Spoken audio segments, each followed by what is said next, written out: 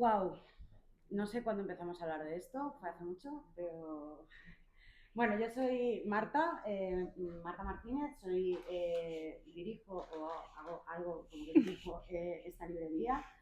También soy editora, tengo una pequeña editorial que se llama Contraestructura, que recupera también Mujeres de la Historia, pero venimos hoy a hablar de todo con Sandra Ferrer, que viene además a celebrar la primera noche de los libros en la que participa Dickinson, con lo cual se nos multiplican hoy todas las emociones. Además ha pasado el día del libro, estamos con todas las endorfinas a tope, pero muchas, infinitas gracias por el esfuerzo de venir desde Barcelona. Gracias por invitarme, que sabes que me hacía mucha ilusión venir. Estamos muy emocionadas de tenerte. Me consta que hay gente en el público que estaba deseando verte en Madrid. Entonces, de verdad, muchísimas gracias por el esfuerzo. No hemos preparado realmente demasiado esta charla, ni nada. Creo que no nos hace demasiada falta. A mí lo que me va a gustar es que a partir de un par o tres de preguntas que yo le voy a hacer a Sandra, seguro que me contesta maravillosamente bien, que luego podamos hablar entre todas las preguntas, dudas, comentarios, momentos fans que queréis expresarle, lo que sea, por favor, es muy bonito que estemos aquí todas compartiendo este rato.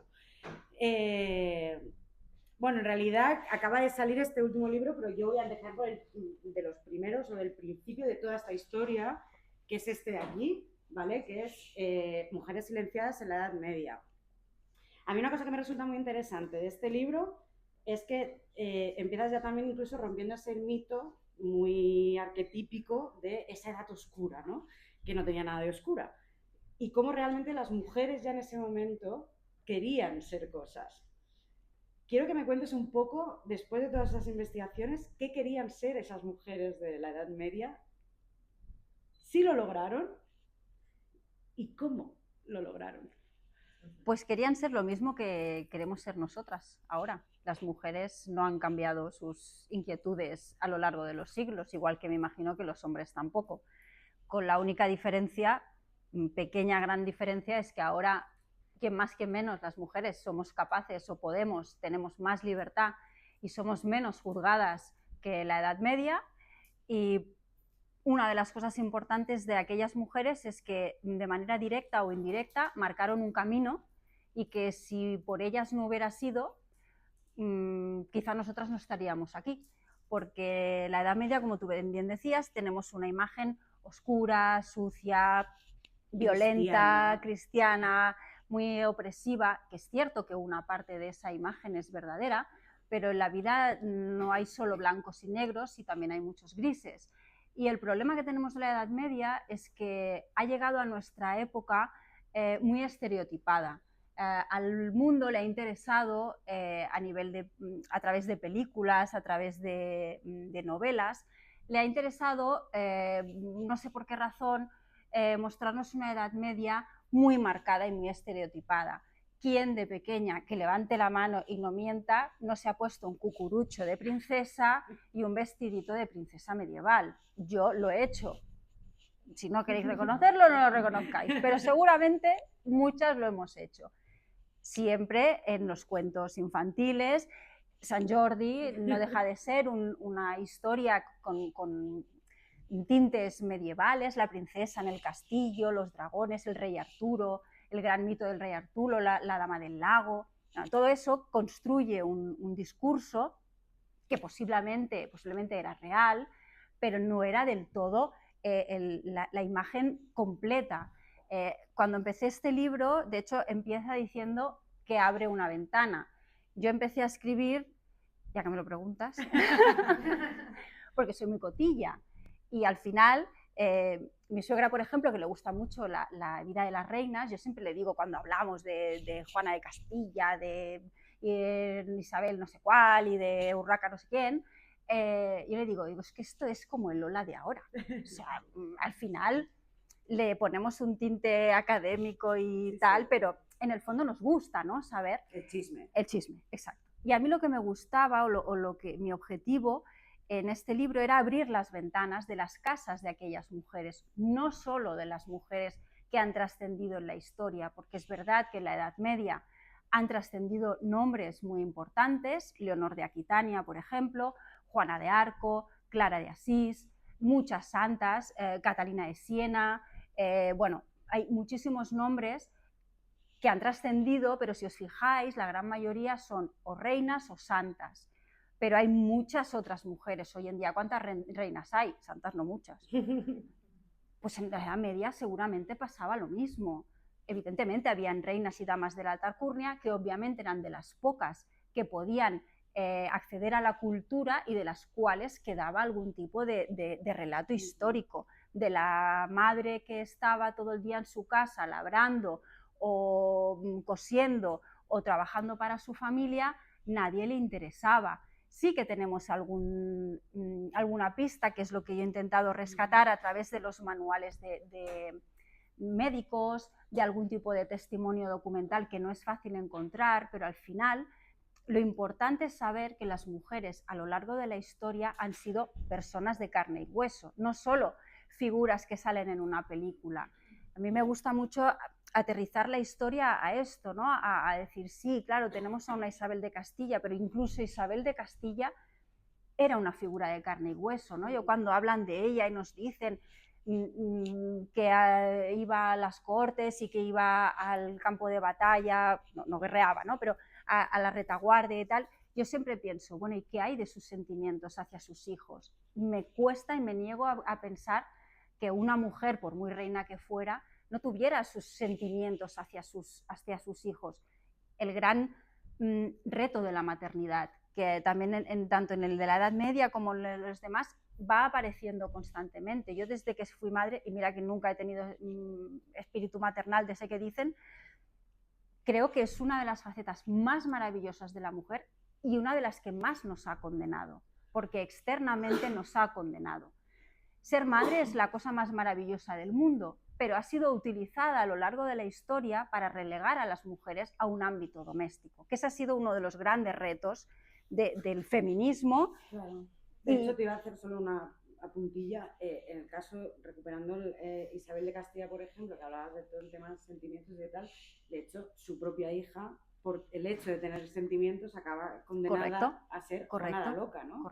Y probablemente fuera una persona normal y corriente con sentimientos. Sorpresa. Bueno, tenemos la tendencia a decir que, o a tildar de loca, sobre todo, no tanto a los hombres, pero sobre todo a las mujeres, cuando al final son comportamientos que son disruptivos o que son provocados por agentes externos o que simplemente, que no es simplemente, son mujeres que sufrieron algo que ahora está catalogado y bien tipificado como una depresión posparto. En aquellas épocas no estaba tipificado, por no hablar de del gran avance médico que hubo en el siglo XIX, cuando alguien tuvo la brillante idea de catalogar de histeria a los males de las mujeres. Cuando las mujeres no es que fueran histéricas, es que las volvieron histéricas, porque claro, no poder disfrutar de tu vida personal, no tener libertad con tu cuerpo, no tener libertad de acción. Quien no se volviera loca es que o realmente ya lo estaba y estaba enajenada y ya no tenía mucho que pensar, o ya le iba bien. Quiero decir que todo, como veis, tiene un matiz. Entonces, para llegar a entender todo esto, yo lo que siempre me ha gustado hacer, y he tenido la gran suerte de poderlo hacer, ha sido buscar ejemplos concretos. Y los hay, y muchos. Algunos se conocen más, otros se conocen menos, cada vez se conocen más. Yo cuando empecé a escribir realmente era muy complicado. Yo siempre explico una anécdota que mi marido pobre me va a odiar, pero cuando escribí el libro de las mujeres en la Edad Media, quería hablar de una abadesa alemana que se llama Hildegarda de Bingen. Supongo que habéis oído hablar de ella. Pero hace 10 años o 15, ya no me acuerdo cuando lo escribí, no era tan habitual. Y yo buscaba bibliografía sobre Hildegarda y fui a la Casa del Libro en Barcelona, aquí, allá, en las grandes librerías, y no encontraba nada. Y un día le dije a mi marido, ¿ves esa librería que creo? Bueno, se pateó no sé cuántas librerías de Barcelona y Rodalies, como decimos ahí, de cercanías, y cuando llegó a una en Cornellà o no sé dónde y pidió este libro, yo creo que el librero aún está alucinando, diciendo, este señor, ¿qué viene a buscar? Lección, hay que ir a las librerías pequeñas. Eso también es verdad. Muy bien, buena cuña ahí. Bueno, pues historias como la de Hildegarda nos demuestran que hay mujeres que evidentemente son mujeres excepcionales, pero ¿por qué son excepcionales?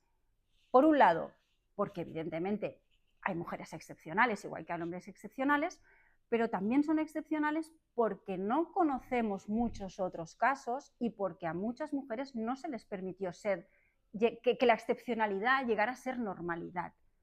El caso de Hildegarda, si queréis, lo compartimos así muy rápidamente.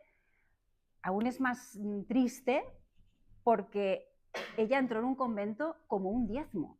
Era la 10ª hija de una familia noble de Alemania y era tradición que tenían que donar algo a la iglesia, y como era la 10ª hija, donaron a ella como un diezmo. Entra en la vida religiosa con 8 años.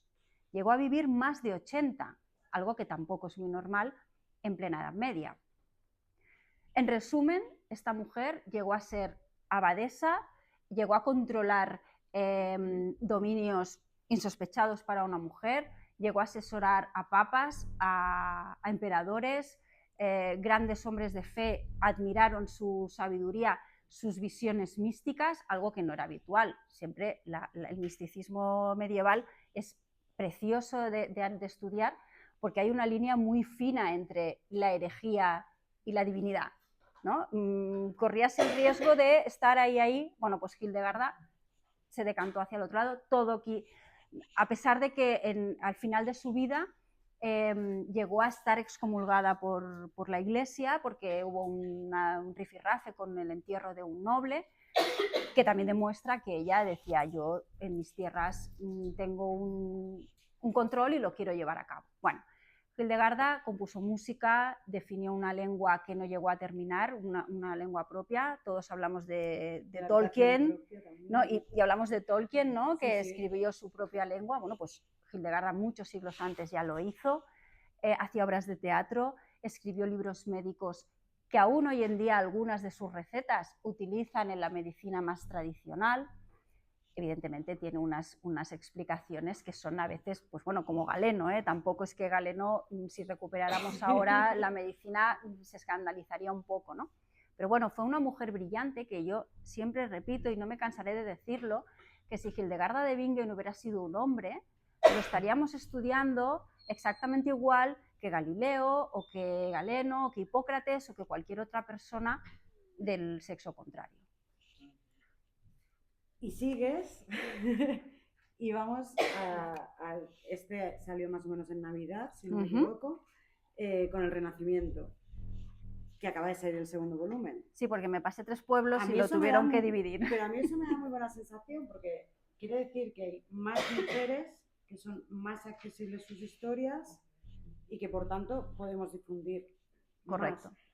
No hay nada disruptivo entre esta primera etapa y la segunda, ¿no? Es algo que va sucediendo de manera más o menos natural. Es verdad que hablamos de muchos siglos, al final son muchos años.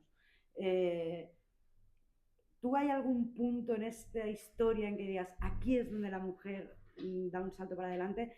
También es verdad que a mí me parece muchísimo más interesante también en este punto que ya se estrecha también mucho la relación de las mujeres con el poder, ¿no?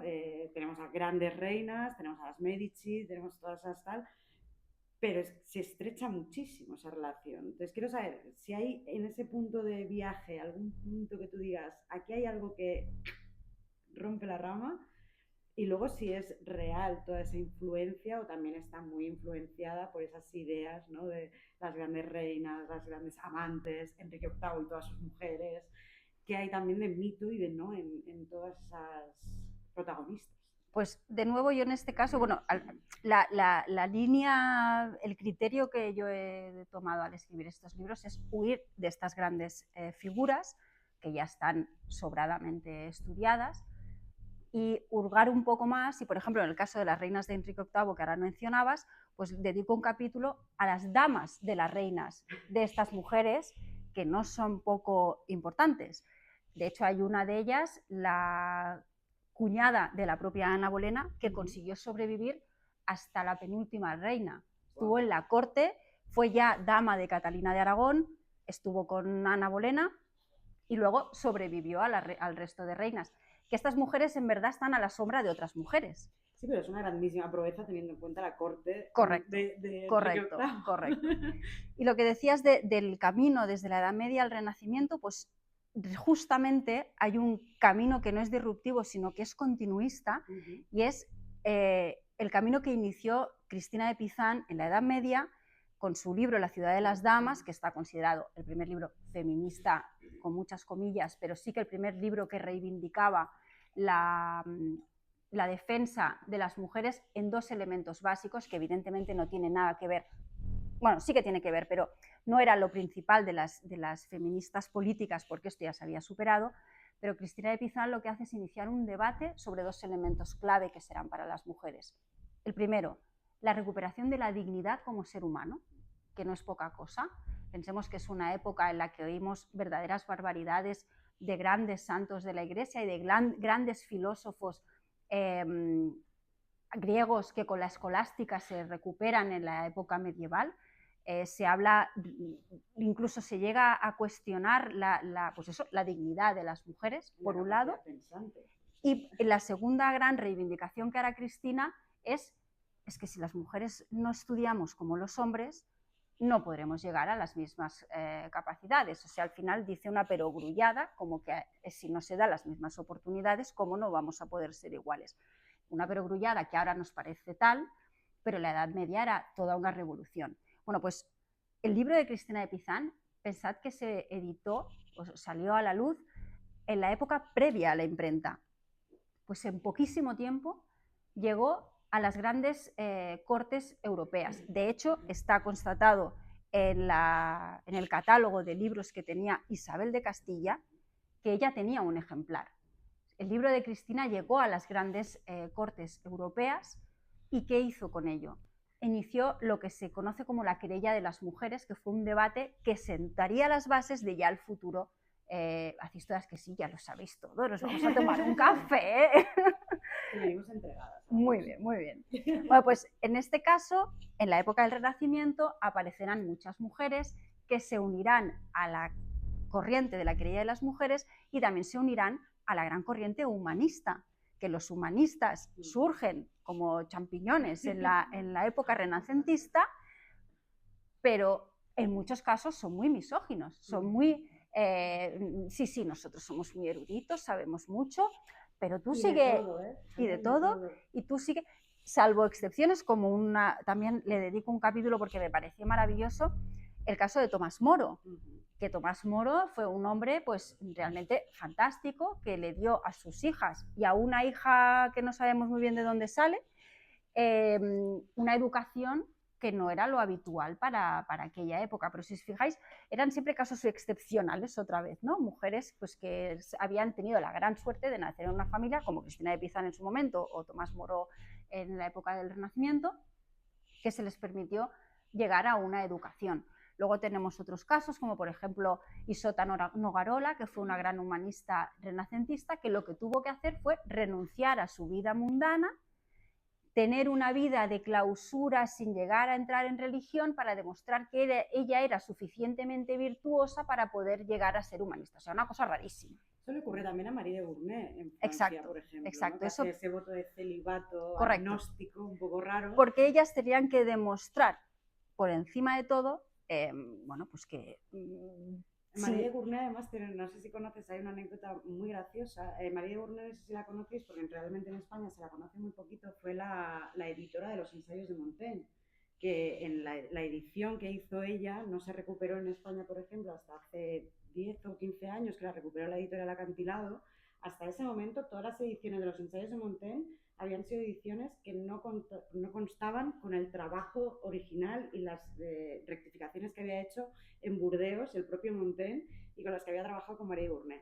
En la época, a Marie de Gournay le caen palos por todos lados por esa edición, sobre todo post-mortem de Montaigne, y se hace público, ¿no?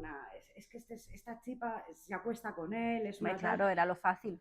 Evidentemente, la mujer de Montaigne además hace un alegato público, yo creo que en base probablemente a ver a dos filósofos frikis encerrados todo el día trabajando, con un ataque de risa. La mujer de Montaigne le dio un ataque de risa a aquellos insultos, porque le parecía surrealista, como diciendo, si vierais cómo están estos dos ahí trabajando, es que ni se os ocurriría decir esta barbaridad, ¿no? Pero sin embargo, ha llegado a nuestra época, hasta hace muy poquito, los ensayos de Montaigne, uno de los grandes libros de la filosofía occidental, con una versión que no es la que correspondería por el simple hecho que la editora era una mujer. Y de hecho, Marie también es una figura muy importante, cuña publicitaria, hablo de ella en Pioneras del Feminismo.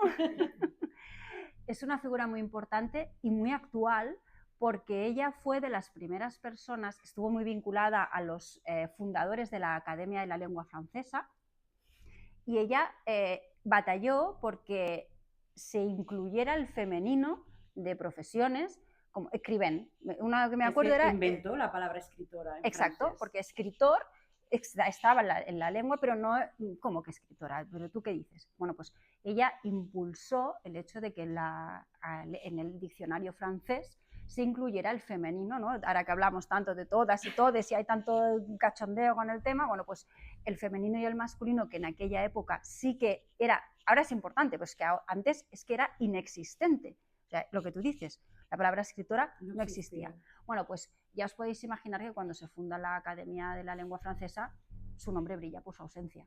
No la invitaron a formar parte del primer núcleo cuando ella fue una de las grandes promotoras. ¿Quién has dicho? Marie de Gournay. Marie de Gournay. Volvemos al Renacimiento. Uno de los temas importantísimos del Renacimiento y que todos conocemos es el arte, ¿no? Todos conocemos a Leonardo da Vinci, Miguel Ángel, Rafael, y podemos hacer un 1, 2, 3 y triunfamos todas. Pasó exactamente lo mismo, que muchas mujeres querían llegar a pintar y ya porque es verdad que tenemos que pensar que antes del Renacimiento la producción artística, como era el 90% de producción religiosa y tenía un objetivo de ser una obra de Dios y tu talento tenía que estar al servicio de Dios, ni los hombres en general firmaban sus obras. Ahora, la semana pasada estuve en el Museo Nacional de Cataluña, que si vais a Barcelona, ir a verlo porque es una joya. Y los grandes frescos de Taüll, el Pantocràtor y todo eso, no están firmados. Eran artesanos, artistas, pero no había una prioridad del artista sobre la obra. En el Renacimiento esto cambia y ya sí que empieza a pasar esto, ¿no? Entonces, ¿qué pasa? Que las mujeres en la época del Renacimiento ven esta explosión de arte y ellas también quieren. Bueno, pues hay una cosa tan sencilla como que las mujeres no podían ni subir a un andamio ni hacer pinturas de desnudos, que era una de las más habituales. Bueno, la Capilla Sixtina, ahora que hablamos tanto del Papa, ¿no? Está llena de desnudos. Pues las mujeres no podían hacer estas dos cosas, no podían hacer grandes obras ni podían pintar desnudos. ¿Qué pasaba con el arte pictórico? Ya en el Renacimiento empieza a dibujarse cómo será tanto las artes, ¿no? La pintura, la música, todas estas artes en verdad para las mujeres serán adornos que van añadiéndose a su currículum para que cuando venga un marido sea una buena esposa casadera.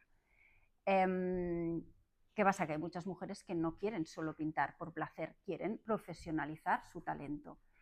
Y eso es lo que será muy difícil para ellas porque muchas no lo conseguirán y otras lo conseguirán con sangre, sudor y lágrimas. El caso de la única escultora que he encontrado del Renacimiento, que es nunca me acuerdo bien del nombre, Propercia de Roggi o algo así, que empezó a esculpir en huesos de nuez, que si buscáis las imágenes son espectaculares. Bueno, pues quiso entrar en un gran proyecto de una de las muchas obras escultóricas que en la época del Renacimiento habían, consiguió pasar la prueba, pues ya os podéis imaginar, como decías de Marie, ¿no? De Marie Gournay. Empezaron a salir historias de que si se acostaba con no sé quién, si se acostaba con no sé cuántos, acabó tan agotada, histérica probablemente, como decían después en el siglo XIX, que tuvo que abandonar su proyecto. Luego hubo otros casos, por ejemplo, el caso de Plautilla Nelly, que es preciosa su obra, que hace unos años hubo una organización no lucrativa que intentó recuperar una Santa Cena que si la miráis por internet, porque diría que está expuesta, si es que está expuesta, en Santa María Novella en Florencia, pero no hay las colas que hay para ver la Santa Cena de Leonardo da Vinci, ya os lo digo. Bueno, pues es muy similar. Y estamos hablando de una monja que realizó una obra sobre un andamio en un fresco de unas dimensiones muy parecidas a las que realizó Leonardo en la Santa Cena. Bueno, pues hasta hace muy poco que esta organización no lucrativa recuperó esta obra y la restauró con fondos anónimos, no hubo ninguna ayuda estatal, por supuesto.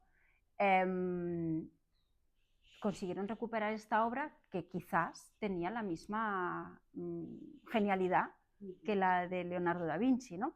Bueno, son historias que nos demuestran lo difícil que lo tenían las mujeres que querían salirse de la norma. Hoy en día a nadie se le pasa por la cabeza, ¿no?, que no seamos no solo esposas y madre, incluso ni eso. Muchas mujeres son o somos muchas otras cosas, pero pensad que hasta no hace tanto, podríamos decir hasta mediados del siglo XX, la mujer nacía para procrear, casarse y tener hijos. Entonces, eso hacía que cualquier otra aspiración pues fuera muy complicada de conseguir. Bueno, yo diría que incluso violento, o sea, al final, si hablamos un poco desde luego la visión que tenemos desde el feminismo, ya muy posterior, mucho más actual, ¿no?, que ahora muchas veces dicen, estáis reescribiendo la historia, ¿no?, y este tipo de cosas que al final son muy hirientes, porque en realidad, es decir, estamos intentando, en medida de lo posible, seguro que muy escasamente, corregir el haber sido ignoradas durante tantos años por historiadores y demás.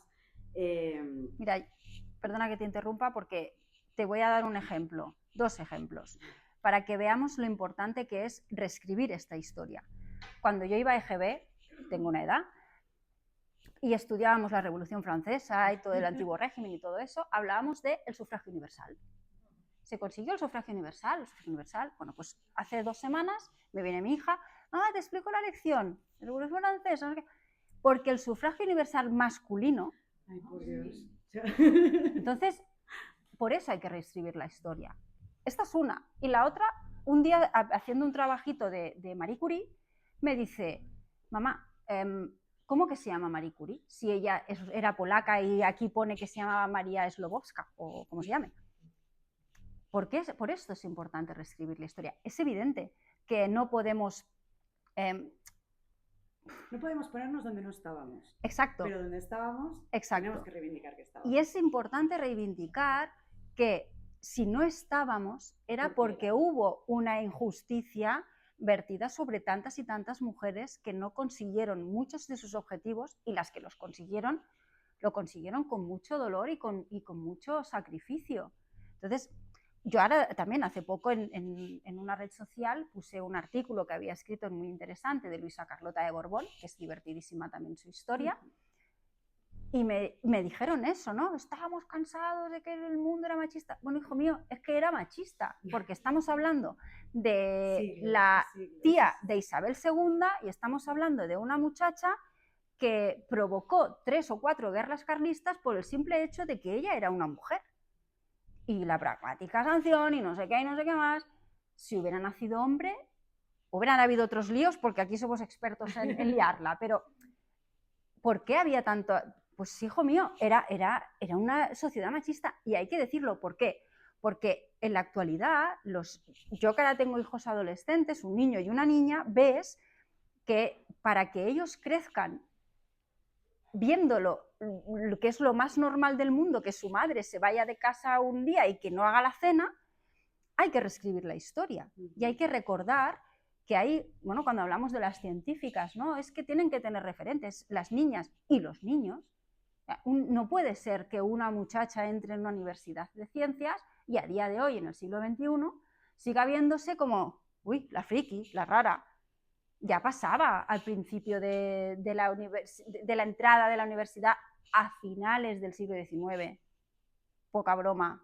Cuando las universidades se fundan en la Edad Media, sumemos los siglos en los que no pudimos entrar, en algunos casos, separadicas en una mesita ahí para no perturbar a los muchachos adolescentes. Dices, bueno, pues ¿hay que reescribir la historia? Sí. Además, yo ahí me voy a ir a un detalle que nos une casi, tú, obvio, no te vas a acordar.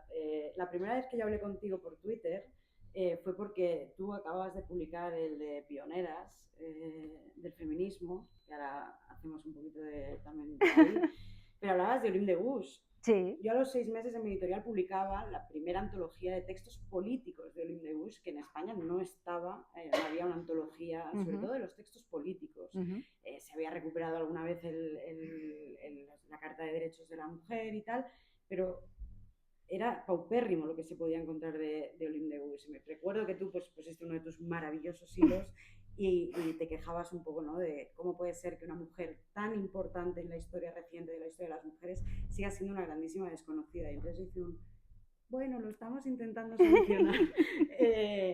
El caso de Olympe de Gouges a mí me permitió, por ejemplo, estudiar muchísimo el papel de la mujer en la Revolución Francesa, y yo me di cuenta precisamente de que todo ese gran debate falso de la reescritura de la historia, en esa misma época, en la Revolución Francesa, hay un caso clarísimo que tiene que ver con las mujeres, que es cuando el 5 o 6 de octubre la marcha de las mujeres va a Versalles y son las que consiguen sacar de Versalles al rey, llevarlo a las Tullerías, que firmara la carta de decreto de los derechos del hombre, quienes consiguen desencallar la revolución, que en ese momento estaba absolutamente enconada, es esa marcha de las mujeres. Cuando una revisa los archivos que hay en Francia y repasa los panfletos que han quedado de la época, están referenciados como la marcha de las mujeres. Es a finales del 19, cuando se empiezan a hacer las grandes historias de la Revolución Francesa, cuando esa marcha de las mujeres pasa o a ser la marcha de Versalles o la marcha de octubre.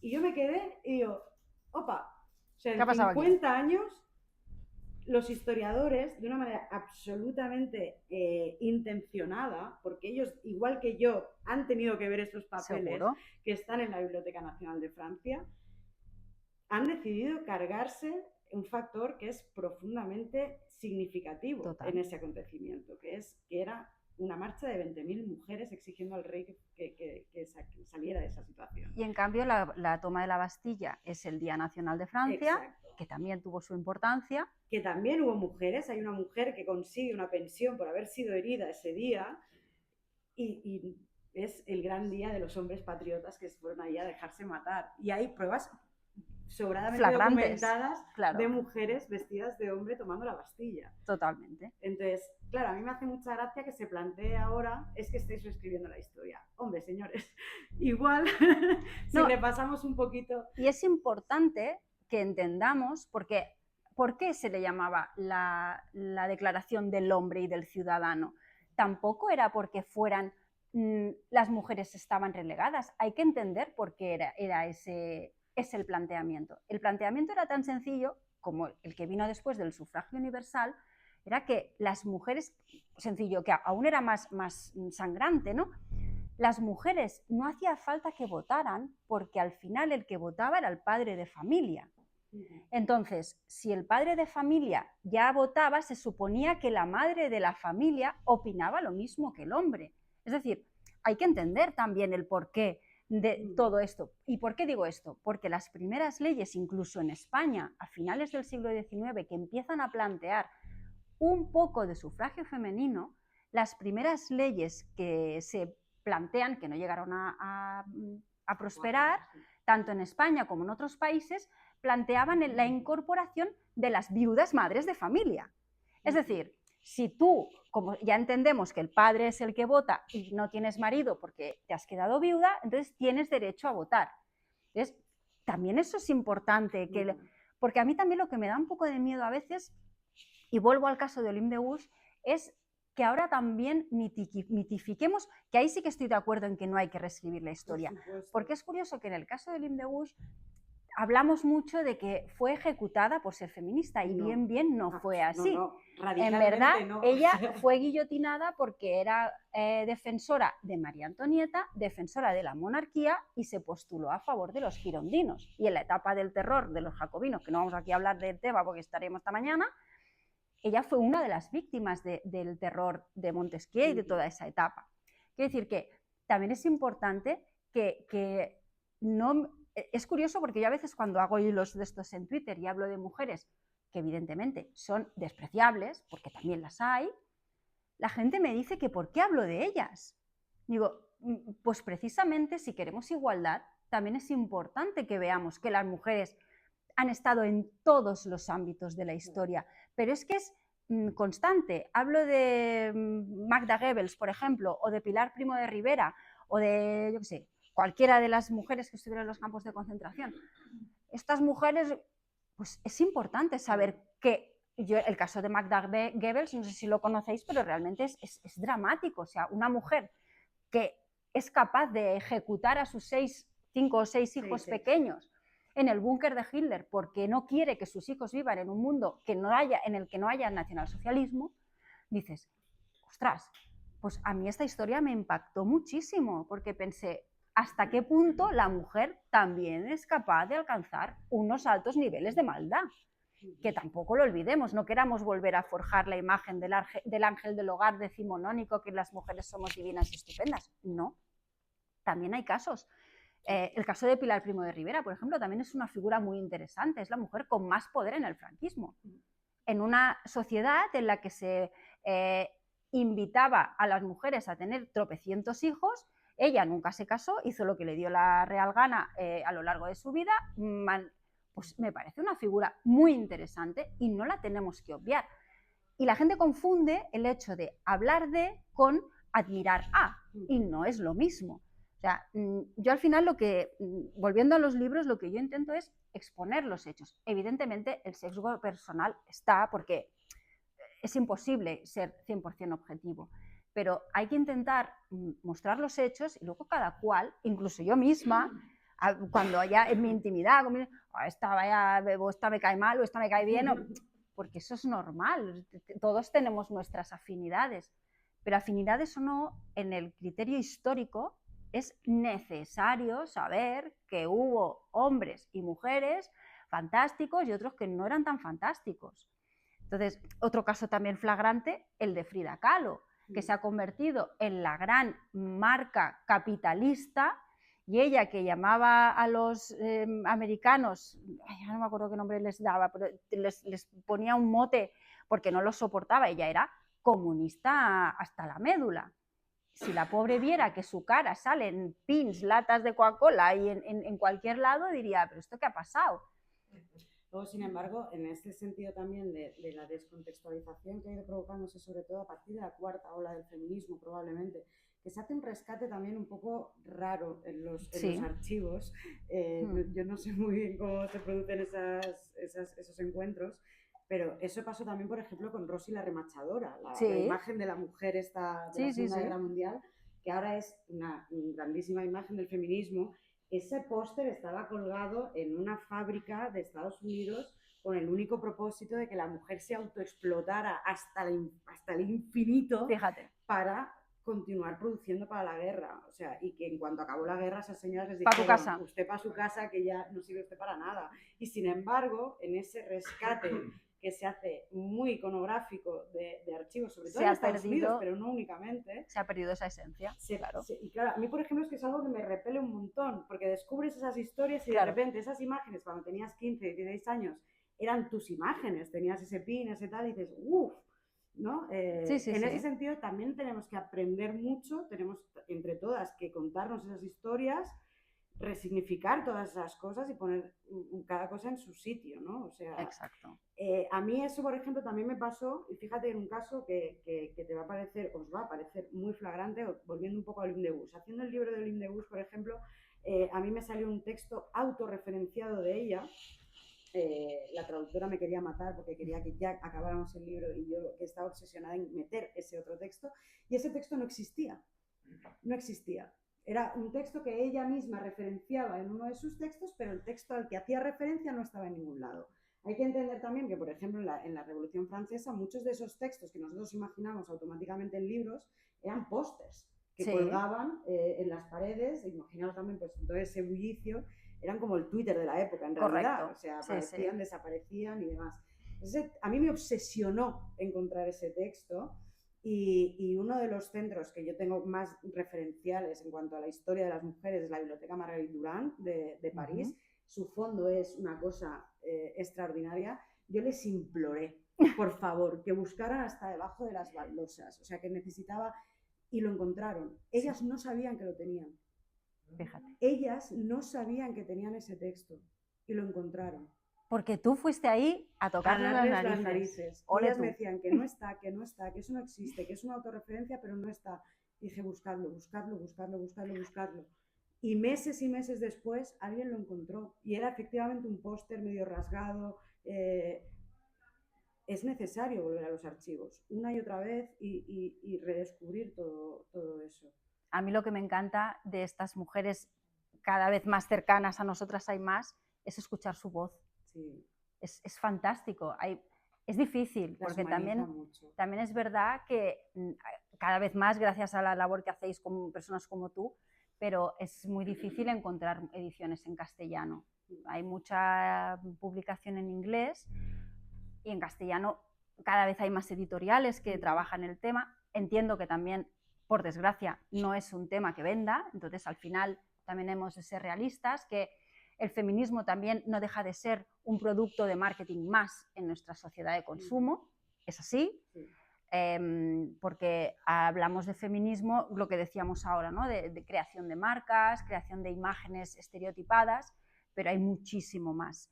Entonces, yo creo que una de las grandes tareas que tenemos, personas que nos gusta este tema y nos gusta dejarnos la vista, que tengo un tic aquí que no me lo quito, es buscar estas voces, porque esas mujeres hablaron en su momento y dijeron muchas cosas. Ahora me viene a la mente el caso de Mary Wollstonecraft, que también es una figura como muy estereotipada del feminismo.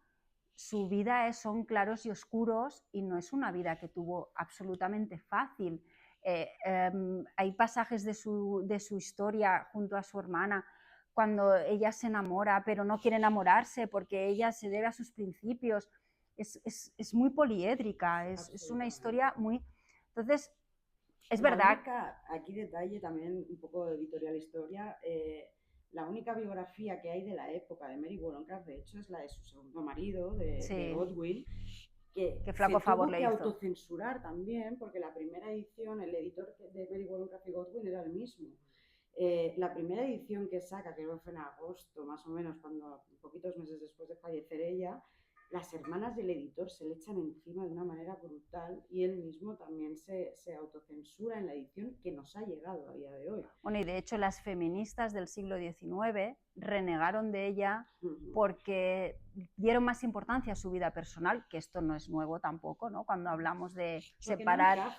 Porque no encaja su vida personal con lo que ella... Porque al final, lo que te demuestra Mary Wollstonecraft, que es extrapolable, estoy convencidísima, extrapolable a muchísimas mujeres, es que tú tienes una idea, pero luego la vida te da por todos lados. Entonces, ella tenía una idea porque también había tenido una vida muy dramática. Había tenido un padre alcohólico, había tenido una infancia deplorable en uno de los barrios más humildes de Inglaterra, de Londres, pero luego la vida le da va cambiando mucho. Y el hecho de que ella tuviera un hijo fuera del matrimonio porque se había enamorado, para los estándares de la época, incluso para los de las feministas, fue más importante que toda la palabra que ella había dejado por escrito, que luego, por suerte, décadas después, acabó recuperándose. Sí, también porque yo creo que en el caso de Mary sí que igual se ha conseguido distanciar más esa biografía, ¿no? De tal, y porque creo que también hemos sabido perdonar en ese sentido, ¿no? Es decir, a ver, es que pues eso, no somos seres de luz, es que esta mujer se enamora de un cretino, sí, que todas iríamos detrás diciéndole, amiga, date cuenta, sí. Pero a lo mejor era muy guapo. Pero es lo que vaya usted a saber. No podemos, ¿no? También ese principio siempre de lo que es el mal o el buen feminismo, también, que es una cosa horrorosa. Bueno, y eso también liga con el otro hecho que también siempre hablamos, ¿no? De que si hay un feminismo, varios feminismos, tú eres feminista, ¿quién tiene el carnet de feminista? Tal, te lo quito, te lo pongo, que si soy de derecha, de izquierda, bueno, es como un poti-poti. Y desde el principio del feminismo Han habido feministas de derechas, de izquierdas, a favor, en contra del aborto, de la religión, de esto, del otro. ¿Por qué? Porque igual que el 50% de la humanidad, que son los hombres, no son todos iguales, a que no sois todos iguales. Los poquicos que estáis aquí, gracias por venir, porque vamos, ole vosotros. Ya sé qué estaba diciendo. No, eso que realmente... Bueno, pues igual que el 50% de la humanidad que sois los hombres, no son todos iguales.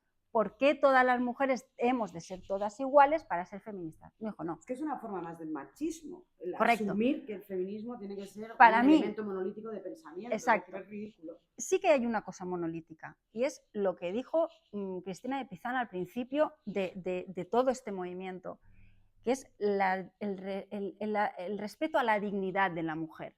Y aquí es donde debería estar la gran llave de bóveda del feminismo, y es el respeto a la mujer a que pueda elegir su camino. Es decir, volviendo otra vez al tema de la maternidad, es cierto que durante un tiempo ha estado denostada y las mujeres que han vivido, sobre todo en la época del franquismo, nuestras abuelas, nuestras madres, a mí me lo han contado, evidentemente acaban muy desquiciadas de la maternidad porque es una maternidad obligada, y eso es así, hasta que no llega la píldora en el 77. En el 77 yo ya tenía 1 año. O sea, no es anteayer.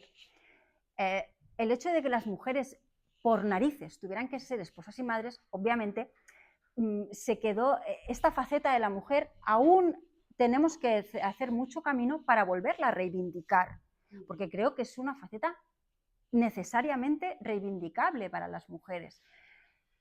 Pero también es igualmente reivindicable el hecho de que si una mujer no quiere ser esposa y madre, no quiere ser madre, no quiere ser esposa, quiere ser las dos cosas, quiere ser una, quiere ser lo que quiera, también tiene que poder hacerlo. De nuevo, igual que los hombres no se les pregunta ni se les dice lo que quieren ser, pues las mujeres no pueden tener o no un carnet de feminista si quiero ser más madre que tú, o más esposa que tú, o más religiosa que tú. No. O sea, la clave, pienso yo, esto va a ser un mitin político, perdonad, pero ya me he venido arriba, el respeto. Aquí somos unas cuantas mujeres. La grandeza del feminismo y la grandeza del progreso es que seguro que esta misma reunión hace 100 años todas seríamos iguales. Todas tendríamos 8 churumbeles, estaríamos aquí cosiendo y poca cosa más. En cambio ahora seguro que hay una disparidad de historias y de caminos recorridos. Entonces yo creo que por ahí tiene que ir el feminismo, y si recuperamos la historia de nuestras antepasadas nos damos cuenta de eso, que las mujeres que vienen detrás de nosotros, vinieron antes que nosotras, eran mujeres de todas las clases sociales. Flora Tristán era una pobre paria, una desgraciada absoluta, en el buen sentido, y otras grandes como Emmeline Pankhurst era una señora con sus vestidos, que yo que soy fan de la época victoriana, digo, yo quiero llevar esos vestidos.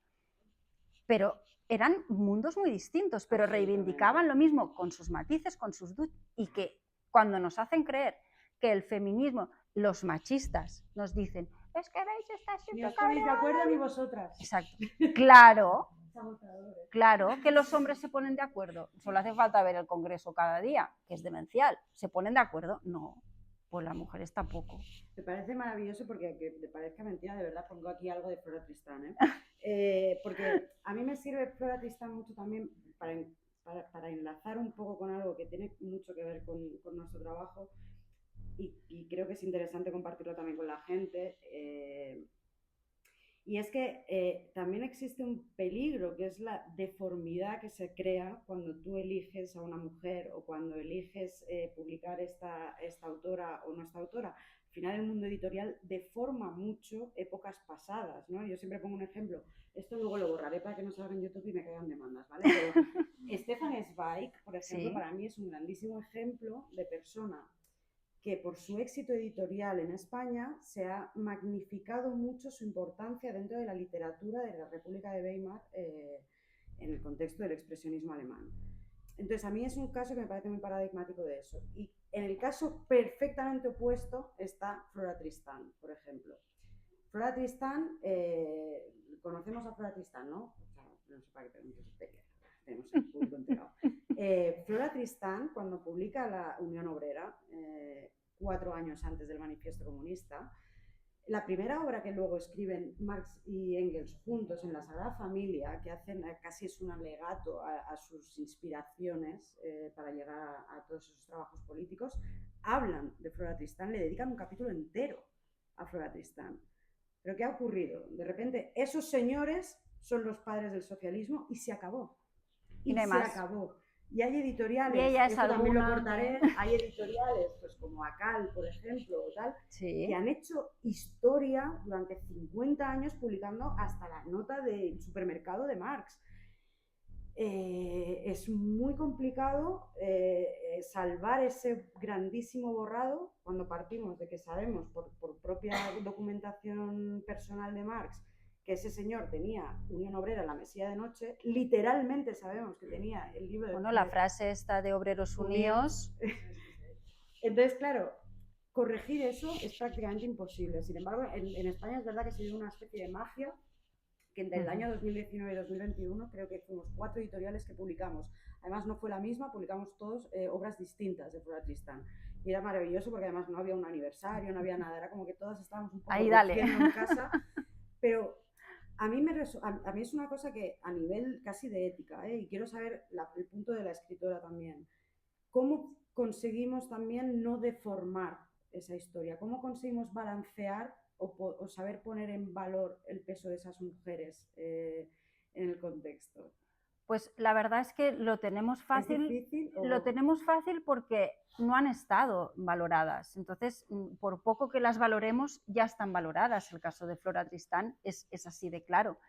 Es decir, una mujer por el hecho de ser mujer, pues ya no tenía importancia en su momento y ahora tampoco la ha tenido, a no ser que a alguien se le ilumine que puede ser, de nuevo, un buen producto de marketing y lo vamos a impulsar. No nos olvidemos que, por un lado, estamos las cruzadas, ¿no? Las abanderadas, que todo por la causa, y luego está el negocio, también lo podemos borrar, editorial, que al final lo que tienen que hacer es vender libros. Entonces, bueno, está un poco el debate filosófico, ¿no? De dónde está la verdad y dónde está el equilibrio. Mira, ahí tenéis un libro buenísimo, que os lo recomiendo, que me lo acabo de leer ahora, de la hermana de Nietzsche, sí, que acaba de salir ahora. Es un caso muy similar. Sí. Elizabeth Foster Nietzsche es una mujer que fundó el archivo Nietzsche, que se hizo con todos los manuscritos de su hermano, y tuvo la brillante idea, pues, de unirse al nazismo. Bueno, es como una historia así como muy truculenta. Bueno, la conclusión es que cuando acaba la Segunda Guerra Mundial, como ella ha estado muy vinculada al nazismo, Nietzsche y su idea de superhombre queda como relegada, y para más Inri, en los años 50 se descubre que ella había manipulado los manuscritos de su hermano en su propio beneficio. Pero el biógrafo, que es muy bueno porque no es para nada parcial, hace una reflexión entre líneas que viene a decir, cuidado, esta chica, si nos remontamos a su historia inicial, es una mujer que tiene 2 años menos que su hermano puede ir a la universidad, ella no, ella quiere ir con su hermano, ella no puede, ella quería, de hecho estuvo 4 veces propuesta para el Nobel, llegó a escribir un mogollón de títulos. Y ella al final, ¿qué debió pensar? Bueno, porque volvió de Sudamérica de un proyecto colonial desastroso. Al final dijo, ¿no me habéis dejado? Espérate, que ahora os vais a enterar. Ahora yo voy a glorificar la figura de mi hermano, pero por el camino me voy a glorificar yo. Es decir, que al final, claro, también si jorobas a las personas, lo digo así muy pachanguero, pero el libro lo explica más profundamente, ¿no? Pero al final, veladamente, viene a decir que, porque después de descubrir que ella, aparte de haber sido, bueno, era súper fan de Mussolini, bueno, claro, era una perla, ¿no? Pero, y haber manipulado la obra de su hermano, se ha dejado de estudiar su figura. ¿Por qué? Porque a pesar de todo eso, gracias a ella hay un archivo Nietzsche, que allí incluso lo que está manipulado también es se puede estudiar, importante como documento histórico, y ella hizo una labor de recuperación de la filosofía de su hermano que otro no hizo, pero como claro, es también muy difícil extraer los prejuicios de la historia, todos tenemos prejuicios, tenemos intereses económicos, tenemos intereses comerciales, intereses políticos. Entonces, claro, al final es todo como un mejunje que es difícil, es un reto. También es verdad que cuando hablamos de épocas pasadas, a excepción de Isabel la Católica pobre, que la tenemos machacada, es más fácil porque hay más margen, más perspectiva. Cuando hablamos, pues de nuevo, ¿no? Como Pilar Primo de Rivera o La Pasionaria, está muy cercana a nuestra historia, incluso podríamos decir que nuestras abuelas las llegaron a conocer. Entonces, claro, también es más emocional. Esa perspectiva es más complicada dependiendo de qué figura histórica, a qué figura histórica te enfrentes, ¿no? Es más complicado si está más cercana, obviamente. A mí lo que me obsesiona un poco también, yo sé que somos unas cruzadas y tal, pero realmente también, ya incluso a nivel de librería, es complicado muchas veces cuando alguien quiere un libro de feminismo o tal, que le dices esto, ¿no? Y de repente puede decir, uff, esto me tira muy para atrás, ¿no? Porque no es un libro rosa, no es un libro tal, y ahí tú te quieres morir, pero es verdad, es muy complicado realmente, ¿no? Porque también piensas, igual hay un perfil de persona que es la manera que tiene de entrar a determinados temas, ¿no? Siempre dudas si evolucionará a llegar aquí o no, es bastante complejo.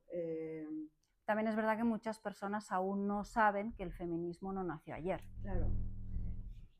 Entonces, claro, antes lo comentábamos contigo, ¿no? En el libro de las invisibles, cuando empecé a escribir el capítulo del feminismo en España, me dio mucha pena, porque no conocía nada. Lo podéis borrar también si queréis.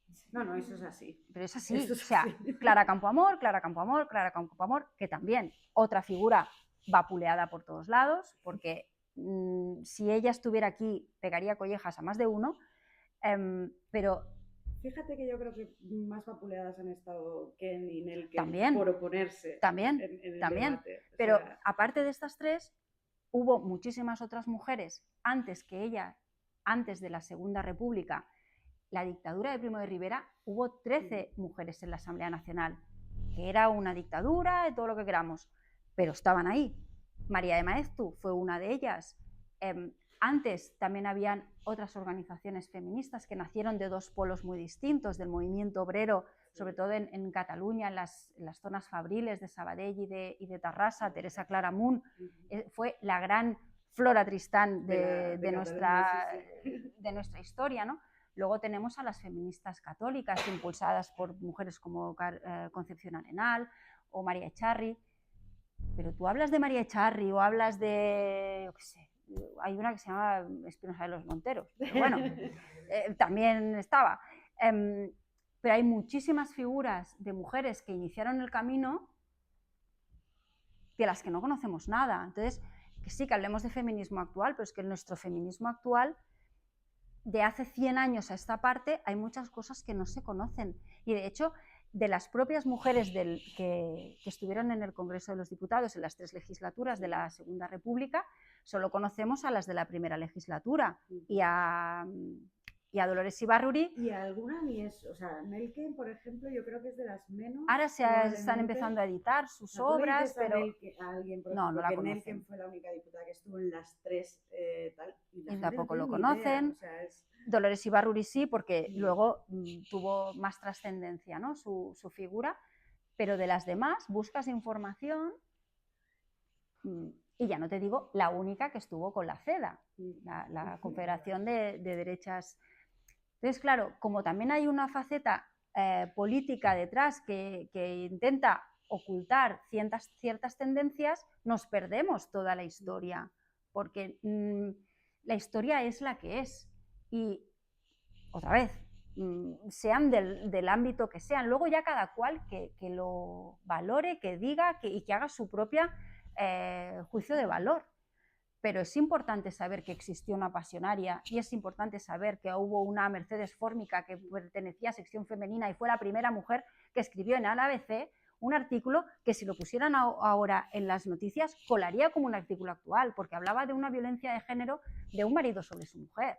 Y era una abogada que luchó porque las mujeres dejaran ya de sufrir la lacra de la violencia dentro del matrimonio.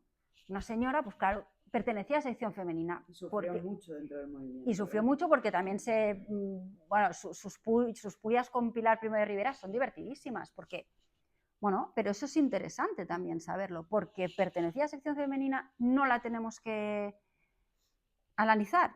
No, admírala si quieres, eso ya es tu problema, pero tenemos que saber que estaban allí todas las mujeres de los movimientos parroquiales que lucharon contra el franquismo en la última etapa de la dictadura.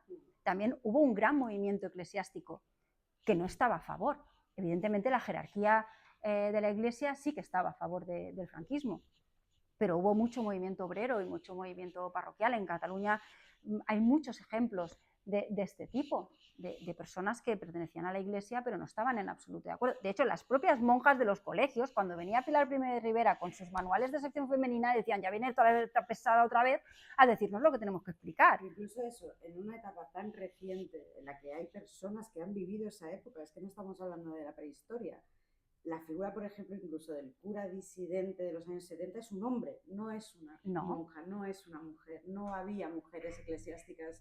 Y las hubo. En el Concilio Vaticano II hay varios ejemplos de mujeres españolas que estuvieron en el concilio y que dieron su voz en pleno franquismo. Quiero decir que, bueno, como veis, es un abanico muy rico que también es verdad que requiere... Claro, yo entiendo que a veces mis libros son muy aburridos. Si no, se lo pregunten a mi hijo, que me dice que hasta que no escriba de futbolistas no va a leer un libro. Pero bueno, eso también... ¿Escribe uno de futbolistas? Sí, de futbolistas, eso. Me dice, a mí si no escribes de fútbol femenino, bueno, vale, pues venga. A mí me gustaría que abriéramos un poco tal, pero sí te voy a hacer una pregunta de esas muy de super pop y de final de tal. De todas estas mujeres que conoces, estudias, que acaban siendo parte de ti y que algunas admiras y quieres, ¿con cuál te quedas? Ay, es que esa pregunta no me gusta nada que me la hagáis, ¿eh? Es que hay muchas, es muy difícil. Pero quizá, la niña de tus ojos? Quizá a la que le tengo más cariño es Hildegarda. No sé, yo siempre he tenido un poco de obsesión con las monjas, ya no sé, me han caído bien. Y para mí la vida, no sé si habéis visto la película que habla de su vida, que se llama Visión, buscadla porque es preciosa. Me encanta ese ambiente medieval, cómo ella construye su monasterio, está sentadica ahí en una piedra esperando a que lo construyan. Bueno, me parece una figura de gran humildad y de gran grandeza que, bueno, me parece, siempre le he tenido mucho cariño. Y muchísimas otras, pero bueno, por elegir una. Vuestro turno. Preguntas, comentarios, momentos fans. Antes decías que si esta reunión no hubiese tenido lugar hace 100 años sería de una manera, ¿no? Te pregunto cómo sería esta reunión dentro de 100 años. O sea, la Sandra del futuro de dentro de 100 años, ¿qué dirá de las mujeres de ahora en función de lo que tú crees que vamos a avanzar y cómo estaremos dentro de 100 años? ¿No? Porque yo tengo una hija de 20 y yo me cuesta más muy despacio. O sea, te quiero decir, es que cuando hablo con ella veo cosas que están casi como cuando yo tenía su edad, ¿no? Entonces, en función de lo que tú crees que vamos a avanzar, la Sandra de dentro de 100 años, ¿qué pensaría o qué escribiría de nosotros? Es cierto que, como has dicho, hay cosas que hemos ido atrás. La historia tiene momentos regresivos. También es complicado ver la historia desde un momento muy concreto, porque no podemos ampliar el foco. Yo quiero pensar que de aquí 100 años tu hija, mi hija, nuestras nietas, si es que las llegamos a tener, vivirán en un mundo en el que, lo que he dicho antes, haya respeto. Yo creo que es la palabra clave. O sea, haya respeto por todas las condiciones sociales y que no tengamos prejuicios absurdos porque veamos a dos mujeres cogidas de la mano o a una mujer criando a su hijo o a una madre de familia criando a 8, no tengamos que estar constantemente juzgando por qué ha escogido ese papel, porque quiero pensar que en un futuro las elecciones serán libres. Creo que ahora cada vez lo son más. Sí, yo siempre, para ver el mundo en positivo, pienso en mis abuelas. Mis abuelas, la vida que tuvieron, si me vieran ahora, como decimos en catalán, se esgarrifarían. O O sea, ya, ¿qué ha pasado? O sea, como el Regreso al Futuro. Porque la vida de mis abuelas fue una vida muy dura y seguro que las de vuestras abuelas muchísimo más también. No sabían de dónde les venían los hijos, literalmente. Tenían que cocinar en cocinas en el suelo, no tenían lavadora. A una de mis abuelas, cuando le regalamos una lavadora, la llenó de trapos, la usaba de armario, porque ya decía, ¿esto para qué me sirve? Y son nuestras abuelas, que han pasado 20, 30, 40, 50 años, no mucho más. Quiero pensar que de nosotras a las siguientes generaciones habrá un abismo aún mucho mejor, porque es verdad que ahora hay una regresión en cuestiones de respeto hacia la mujer, el manido tema del reggaetón, ¿no? O sea, hemos dado un paso atrás cuando ves según qué comportamientos, que dices, pero estos chicos, ¿de dónde han salido? También es verdad que eso es lo que más se ve. Hay una juventud muy sana, hay gente que crece queriendo construir un mundo mejor y con mucha conciencia de que lo tiene en sus manos. Por desgracia, eso no se ve. El niño que está, o el joven que está estudiando en un laboratorio o que está en un archivo histórico en Francia tocando las narices, no sale en la tele. ¿Qué sale en la tele? Las trifulcas en las discotecas, las agresiones sexuales que existen y que hay que denunciarlas, ¿no? Pero eso también a veces, un día mi hijo viendo las noticias hace unos años, me decía, jo, mamá, ¿no podrían decir algo bueno? Lo dijo con una pena, como diciendo, pues vaya mierda de mundo, ¿no?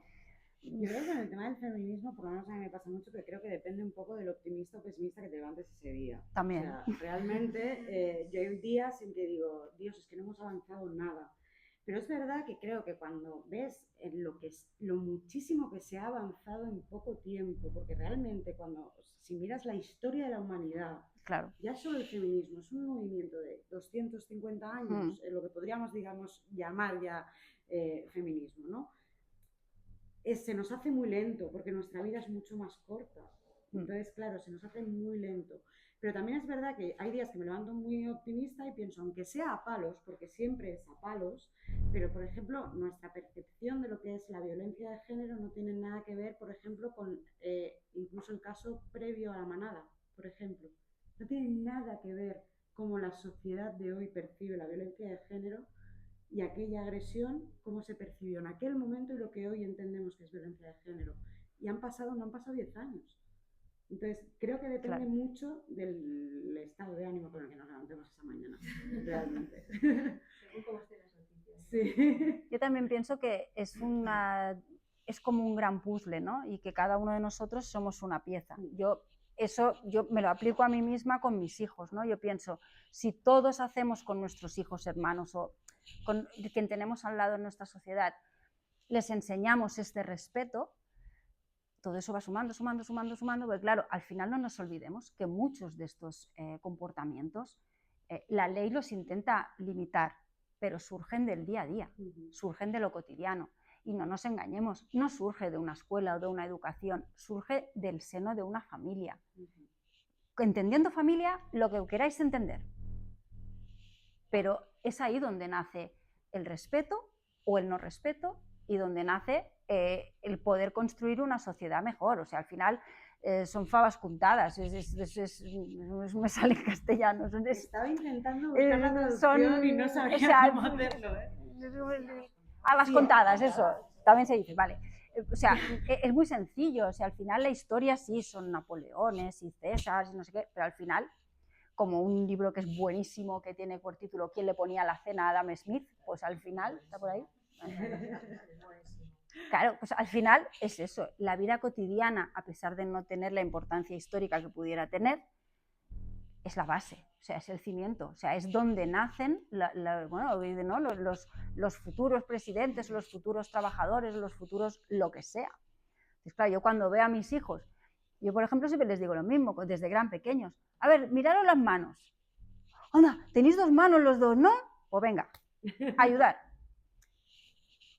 Sí. Pequeños gestos que no porque uno sea hombre, otro mujer, no, pues si yo aporto en mi pequeño universo la de al lado aporta en el suyo y la de al lado en el suyo, y todos aportáramos eso, y no, hay que mi niño, sobre todo las madres de niños, que lo siento, pero son lo peor, ¿no?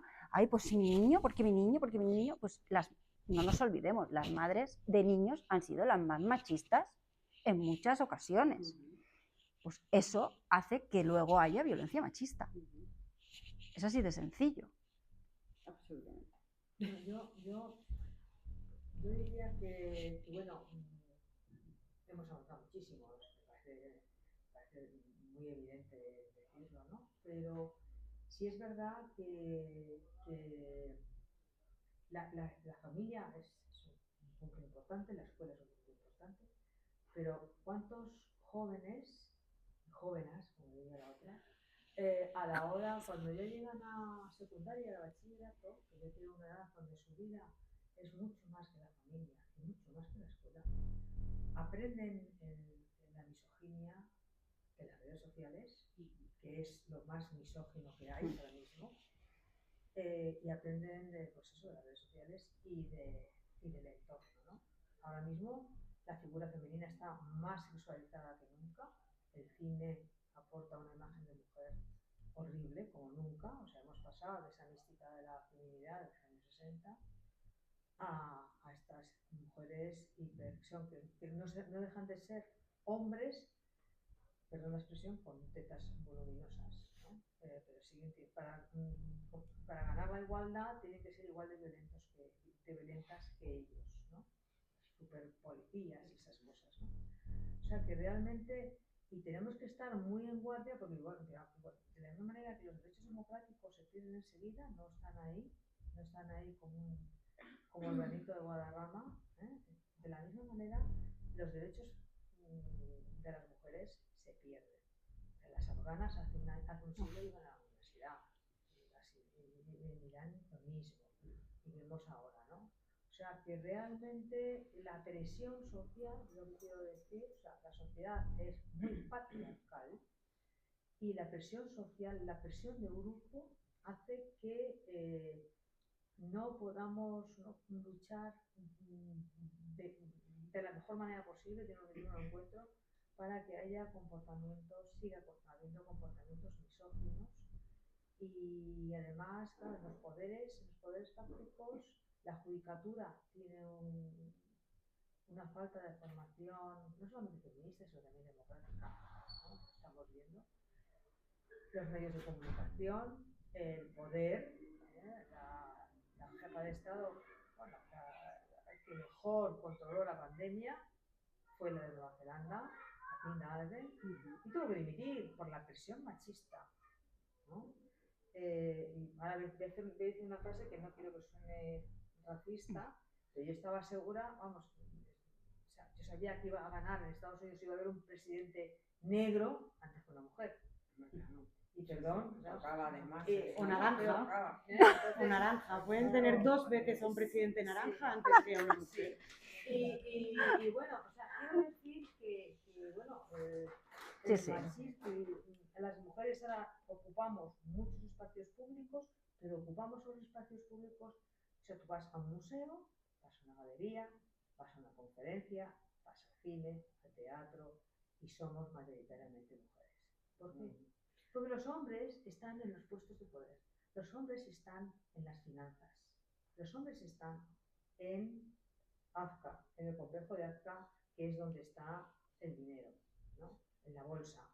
Entonces, sigue habiendo 9 rectoras en toda España, de las 40 y tantas universidades, los jefes de departamento, los hospitales, siguen siendo los varones.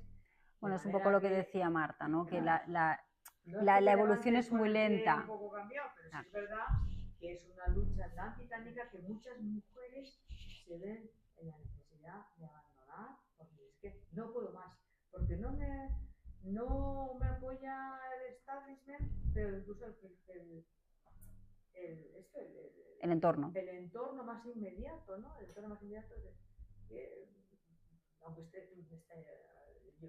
muchos años casada y viaja mucho y por trabajo, por placer, ¿y tu marido? No sé, mis hijos. Está divinamente en su casa. Quiero decir que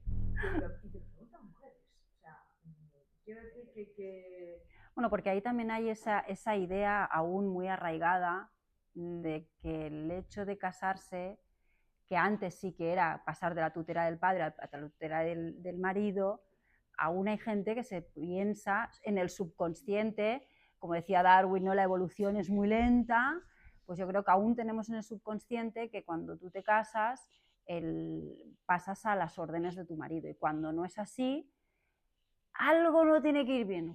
O sí, porque al final el matrimonio es una unión de dos personas. Yo en mi casa siempre digo, somos un equipo, somos una familia, pero somos un equipo de 4 personas, cada uno tiene su rol, pero somos un equipo.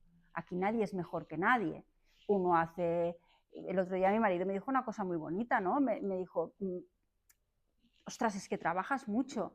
Digo, bueno, y tú también. Dice, ya, pero yo no podría ganar dinero si tú no hicieras otras cosas. Que, no recuerdo muy bien los detalles, ¿no? Pero como diciendo, es un engranaje, es un equipo que funciona o que debiera funcionar. Y si yo un día me quiero ir a Madrid a pasármelo pipa en una presentación, en ningún momento ni a mí se me ha pasado por la cabeza pedirle permiso, ni a él se le ha pasado por la cabeza decir, pues no vas.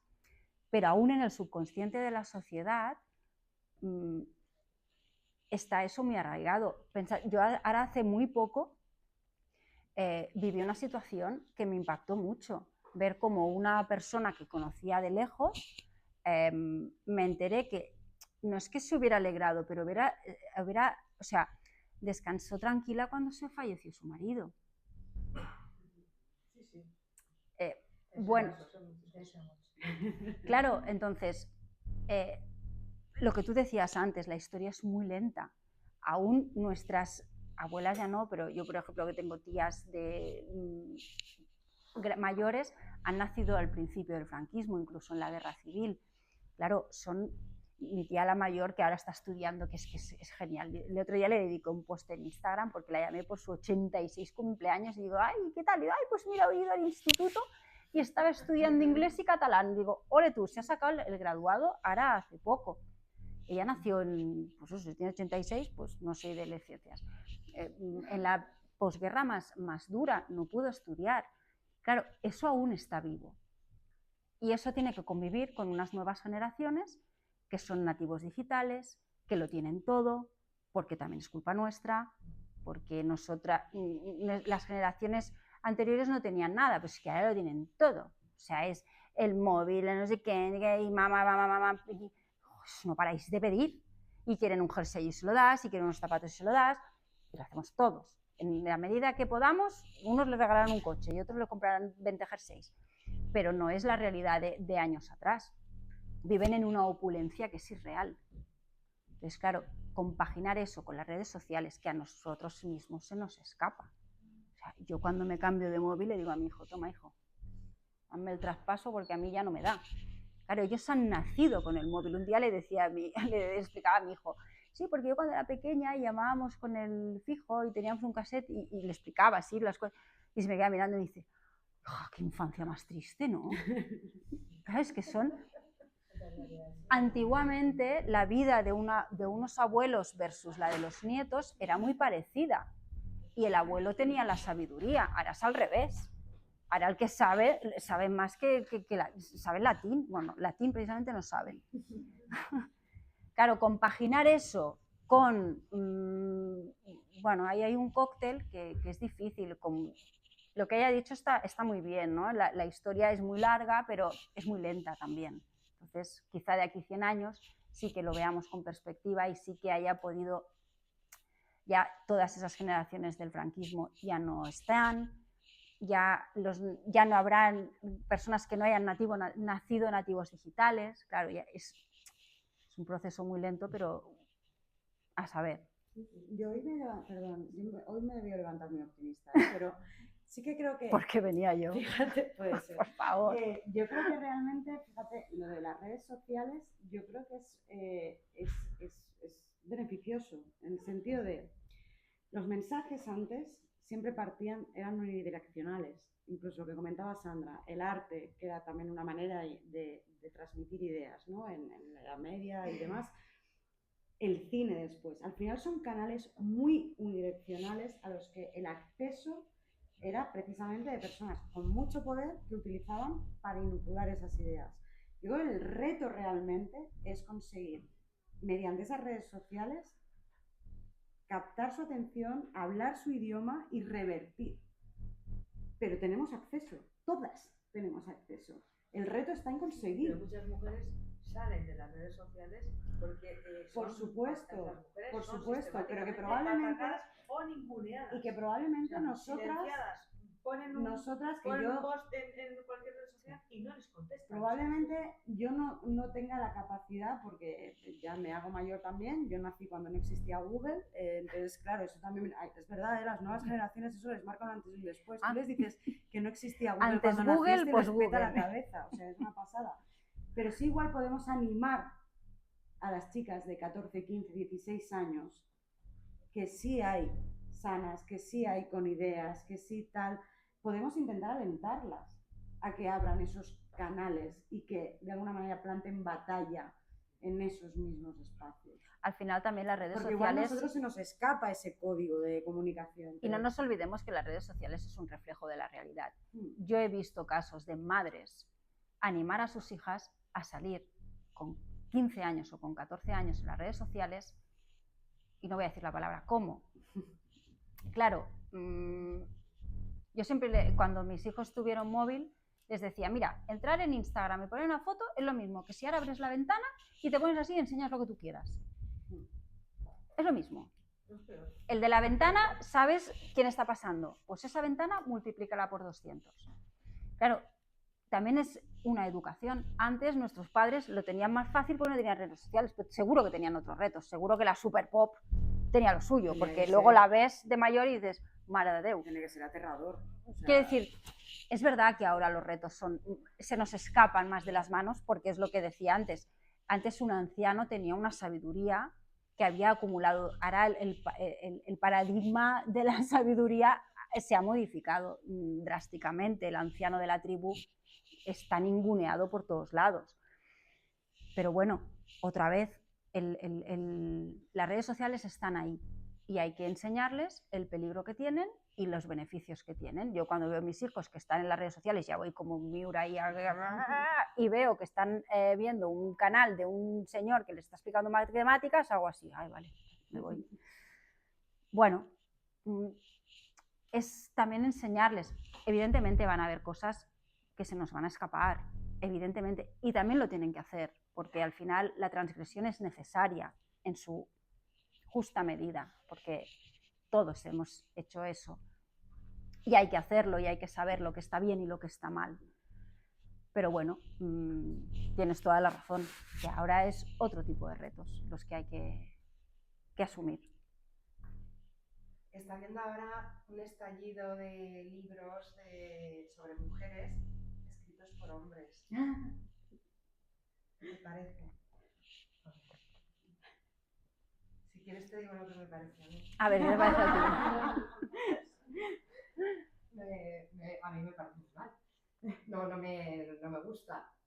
¿Que tienen derecho? Solo faltaría que yo les diera o les quitara el derecho. Gustarme no me gusta. Y otra cosa que me dio mucha rabia fue Carmen Mola. Ah. Bueno, eso es un producto de marketing. Sí, puro y duro. Pero llega. Piensa que el mundo editorial tiene mucha parte, o sea, es un negocio, tiene que sobrevivir. Entonces necesita de estas grandes figuras o de estos grandes giros mediáticos para sustentarse. Eso es lo que hay. Yo te voy a dar una clave que a mí me sirve mucho para reírme siempre del tema de Carmen Mola. Que ellos se vanaglorian muchas veces de haber conseguido escribir un libro con una mujer. Pues sí, pero hicisteis falta 3. Hicisteis falta 3. ¡Qué bueno! Con una mujer hicieron falta 3 hombres. Ah, ya. Igual no es una idea tan brillante como la que crees, amigo. También yo eso lo uso mucho. También lo que habría que preguntarse qué es escribir como una mujer. Claro, pero ¿no? Bueno, quiero decir, o sea, que para el desarme rápido en corto... Ya, pero... No, es que incluso yo he oído la justificación de, bueno, las mujeres también escribían con seudónimo masculino para poder, ya, pero es que la situación no era la misma. A las mujeres no les permitían escribir y entonces usaban un seudónimo masculino. Pero es que ahora a los hombres sí se les permite escribir, que es bastante distinta la situación. Yo pienso que si lo que escriben es correcto y aportan su grano de arena al feminismo, a la historia de las mujeres, me parece fantástico. Si no es el caso, pues entonces haremos la misma crítica, la haya escrito un hombre o una mujer. Esa es mi opinión. Yo pienso que si queremos igualdad y ellos quieren escribir, es el mismo debate que hay y que yo me he encontrado, por suerte no me he encontrado a mucho hater, que si no eres historiador porque escribes de historia. La divulgación histórica no es el libro académico. Y para hacer divulgación histórica, yo soy periodista de profesión y la divulgación histórica me la tomo muy en serio. Es verdad que, otra vez, hay gente que utiliza eso como un elemento de marketing. Bueno, es que hay tantísimos casos que yo siempre pienso que si lo que aportan es positivo y hacen que la gente le interese la lectura, le interese la historia de las mujeres y sea por el bien de la humanidad, vale. Si es, pues eso, como lo de Carmen Molas, que es un puro marketing y comercial, también habría que preguntarse cómo es que tuvo tanto éxito. Bueno, también es verdad que al final la comunicación de masas, que estudiábamos en primero de periodismo, pues a mí la palabra masas siempre me daba como, veía ovejas. Pero es que es así. La masa ya se decía también, que siempre son los otros. Exacto, exacto. Pero al final el capitalismo es lo que trae. Si tú vendes, perfecto. A ver, a mí me parece más... puestos a criticar, me parece más criticable que veas que de los libros más vendidos, antes no sé con quién lo comentaba, ¿no? La mayoría sean figuras mediáticas que no están vinculadas ni con el periodismo ni con las letras, que tienen todo el derecho del mundo, también, y me parece fantástico y oye, seguro que yo también acabaré leyendo alguno, y todos tenemos esa capacidad. Bueno, en algún momento uno tiene que verlo todo. Bueno, pero eso vende. Lo que está claro es que a mí a veces mi marido me hace broma, me dice, tendrías que escribir sobre mujeres así como más de cosas sexuales y más para vender, ¿no? Pero digo, ya, pero entonces no sería yo. Entonces, bueno, también uno tiene que saber cuál es su objetivo. Al final, los que escribimos, o al menos yo me siento muy feliz y muy orgullosa de que ninguno de los libros que yo he escrito los he tenido que picar a la puerta de ninguna editorial. Han sido ellas las que me han venido y me han pedido que yo escriba los libros que escribo. Evidentemente no son super bestsellers, pero cuando a mí me escribe una Marta con el entusiasmo que me escribe y me dice que venga... De manera muy amable, fue un mail muy psicópata en realidad. Sí, un poco psicópata. O una chica que me escribió de Sudamérica, de Chile, que tenían un club de lectura y me invitaron a hacer un Zoom y habían tropecientas mujeres que estaban ahí con el libro y hablaban. Yo pienso, esto es fantástico. Bueno, cada uno tiene sus objetivos y su... que si algún día soy top ventas vendré igual, ¿eh? Te preocupes. Pero bueno, al final, ¿qué es lo que es mejor? ¿O qué es lo que es...? A lo mejor el libro de Carmen Molas está muy bien escrito, no lo sé. Yo tampoco lo sé. Bueno, es otra cosa, claro. No sé si lo sabré o no, pero de momento no lo sé. Y una cosa, ahora como estamos hablando de mujeres en el Renacimiento, el otro día estuve en la entrega del premio Primavera de novela y la historia, cuando terminó la presentación, era una historia, yo pensé, esta mujer era una feminista súper adelantada. Se llama La Tofana, no sé si conoces el personaje. Sí, es Giulia Tofana, es una mujer en Roma en el Renacimiento.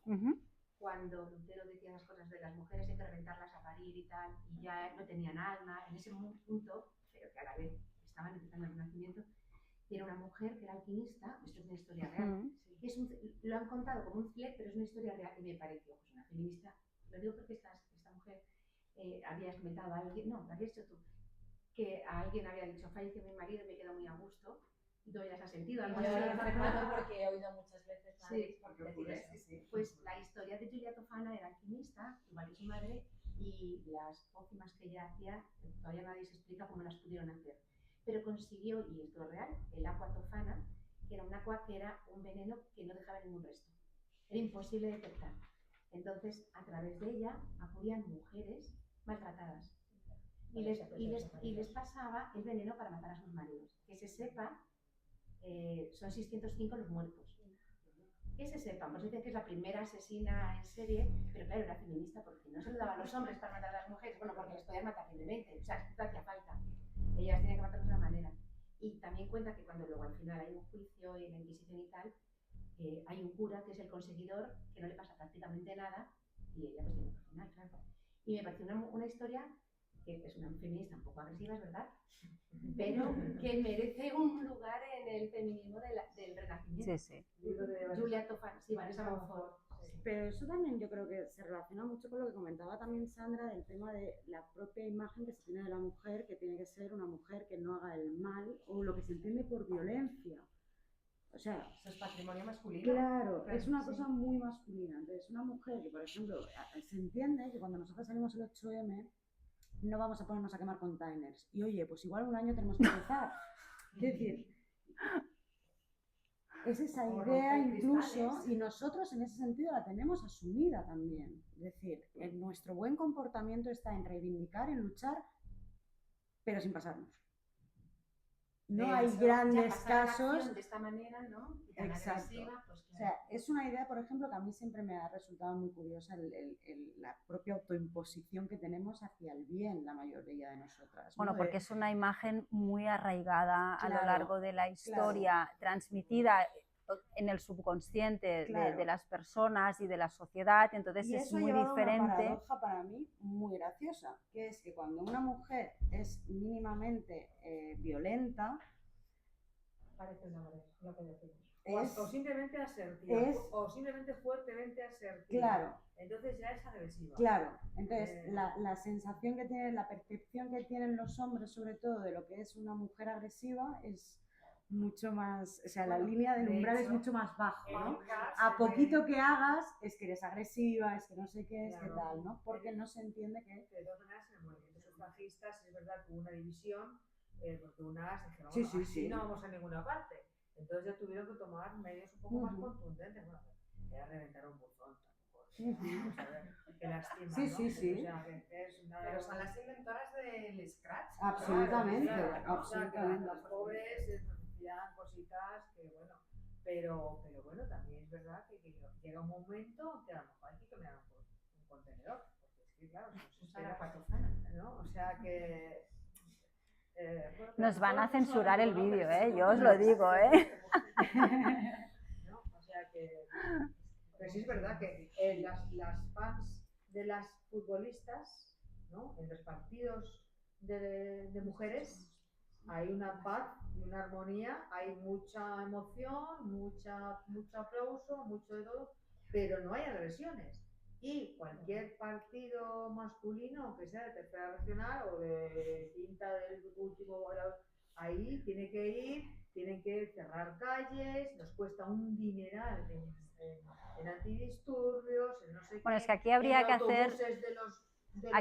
que hacer un análisis antropológico profundo de analizar si eso es genético / hormonal o es cultural, o es una mezcla de ambos. Porque cuando tú observas, es verdad, cuando observas a dos criaturas que crecen en igualdad de condiciones, realmente ves que un hombre y una mujer algo tienen diferente. No diremos ni mejor ni peor, pero diferente. Y eso se añade evidentemente que aunque no queramos, culturalmente tenemos unos roles que evidentemente ya no hacemos, como decía Emily Pankhurst, que pasó de ponerle las zapatillas a su padre a ponérselas a su marido, evidentemente ya no hemos llegado a este punto, pero bueno, en nuestro subconsciente... No hemos llegado a este punto en Europa ahora, hoy. Ah, no, o sea, claro, sí. A tener en cuenta. Eso también es verdad. ¿Querías decir algo? Pues antes he hecho un poco de spoiler. Un libro sobre las mujeres con poder en España. Toda la historia de España, pero a través de las mujeres que tuvieron poder. No solo reinas, obviamente. Abadesas, religiosas, hubo muchas, las primeras políticas, las primeras mujeres que influenciaron en la vida y bueno, me lo he pasado, también me he pasado 3 pueblos con los caracteres, pero bueno, a ver qué va a pasar. Ay, creo que eres la escritora que más ha escrito sobre Hildegarda. Porque ¿Sí? yo Ay, creo- vale. Sí, tú y Ángeles Caso. Porque yo creo, yo he estado buscando información sobre Hildegarda porque me llamó mucho la atención. Yo soy psicóloga y me dedico en Madrid Salud a la prevención del suicidio. Y Hildegarda ya Habla de eso. anunciaba y ya prevenía y ya tenía sus... Vale, en la historia que nos han dado sobre la conducta suicida, por supuesto no aparece Hildegarda ni tantas otras.